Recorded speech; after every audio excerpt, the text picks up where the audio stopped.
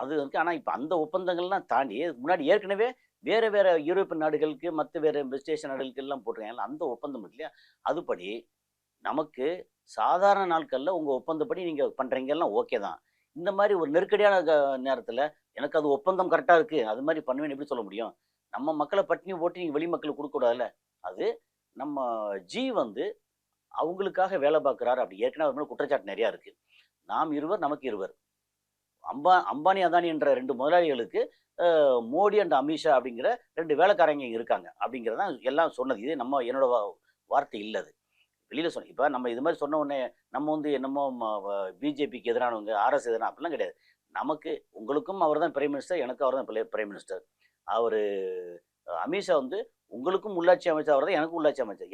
எதுவா இருந்தாலும் அந்த அரச வழி நடத்துறது அவங்க தான்.